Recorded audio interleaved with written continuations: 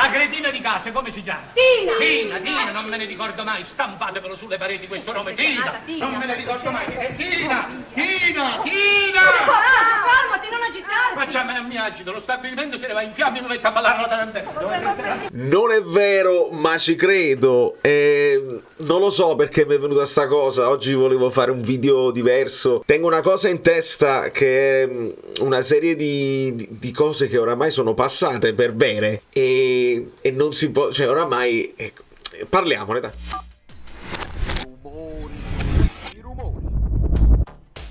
Allora, do il benvenuto a Giuseppe Grieco. Sono un po' stanco in generale di leggere notizie, le cose del Napoli. Io vi ringrazio perché siete veramente in tanti che guardate l'analisi. Quando si parla di campo è più interessante e mi rendo conto, questo video non se lo vede nessuno. L'idea di fare il controeditoriale sempre mi sa di sciacallaggio e non mi interessa. Però ci sono un po' di cose che sono passate per vere e non lo sono. Mi viene un esempio e voi mi potete fare degli esempi tra i commenti, perché la mia community è attenta e sa le cose che oramai sono passate ma che non sono vere, o viceversa quelle che sono vere e che non passano più. E per esempio mi viene in mente quella famosa storia, io perché ascolto troppe trasmissioni, ascolto addetti ai lavori, ex allenatori, e per esempio Garcia a Capodimonte ha detto che non aveva mai guardato il Napoli, falso storico che però oramai è passato come vero. Quindi si continuerà a dire e nessuno, quando si interviene nelle trasmissioni, dice ma guarda, quella cosa là non è vera, non ha detto questo, però purtroppo è passato. Garcia. Questo non significa voler riabilitare Garcia. Altra cosa che si dice che è passata, ma Mazzarri non ha avuto Osimhen. Signori, non è vero. mi sono divertito a cercare i numeri. Mazzarri ha fatto 17 partite, 8 partite ha avuto Osimhen, 9 partite non ha avuto Osimhen, diciamo la metà. Non è che Mazzarri non ha avuto Osimhen, è un falso che però è passato. Non è vero, ma ci crede. Se Mazzarri avesse voluto, è per riabilitare Mazzarri, è per rimettere sotto Mazzarri. No, non mi interessa assolutamente. Per esempio Garcia, 16 partite e su 16 6 senza Osimhen, quindi anche lì quasi la metà. Cioè, sta cosa qua si dice mai, non è per riabilitare. Calzona c'ha la media peggiore e adesso si dice Calzona è il peggior risultato del Napoli in generale da campione d'Italia, così. A parte che non può essere il Napoli di Calzona, e che Calzona nuovo record sarà una commistione di tutte le responsabilità, no? Calzona, Garcia, Mazzarri, De Laurentiis, i giocatori, il peggiore in assoluto, e non è vero neanche questo, perché c'è il Milan di Tabarez che da campione d'Italia e arrivano tipo 11esimi, era il campionato a 34 squadre, cose si. Però non è vero, ma oramai ci credono e vi potete divertire sotto a dirmi altri esempi di cose non vere che però oramai sono passate e sono passate e restano così. Un'altra cosa che mi viene in mente è che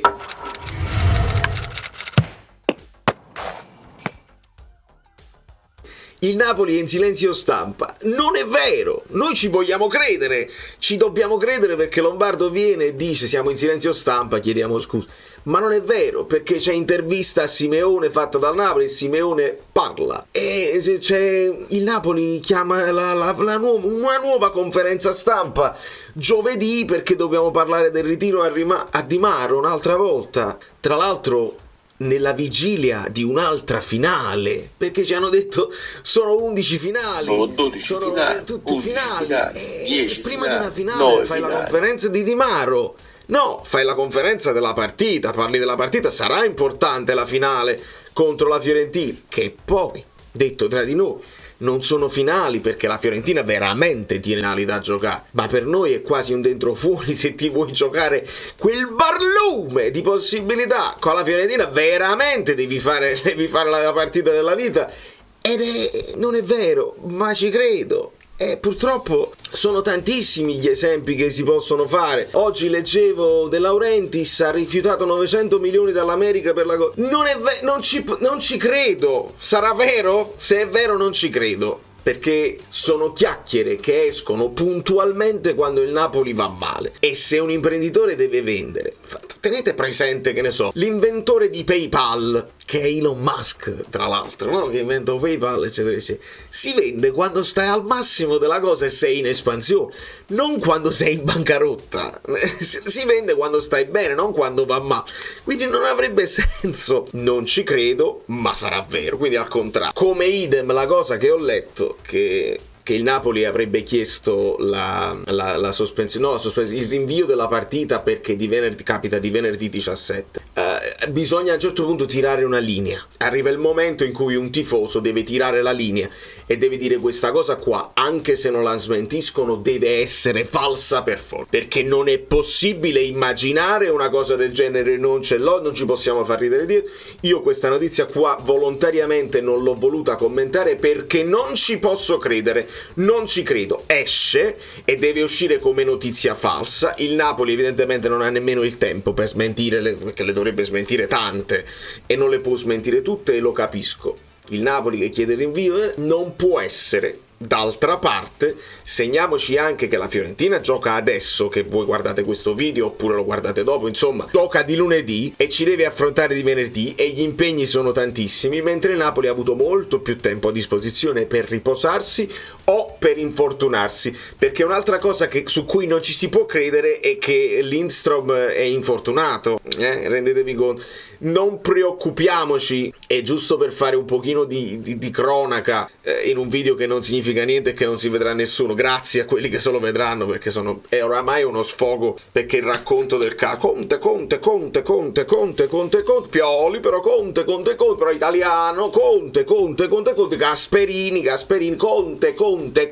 Conte. Osimhen affaticamento muscolare, dove sta? Mazzocchi e Zielinski hanno svolto personalizzato in campo, Zielinski in recupero, Mazzocchi evidentemente è entrato in campo, quel tiro da centrocampo non può essere pro. Osimhen ha svolto lavoro di recupero per un affaticamento muscolare, avevo letto la notizia, preoccupano le notizie, le condizioni di Osimhen, affaticamento muscolare, non preoccupano niente. Per Mario Rui personalizzato in palestra, Mario Rui completamente sparito, la gonalgia Lindstrom ha effettuato terapie personali per lombacite pure male schieno, guaglio. E c'è solamente Lobotka, qua bello un figurino, ve lo ricordate com'era? Bello cicciotto, e invece lo stress probabilmente anche aiuta Lobotka a stare in una grandissima forma fisica e mentale, e li vediamo tutti pronti per l'ennesima finale.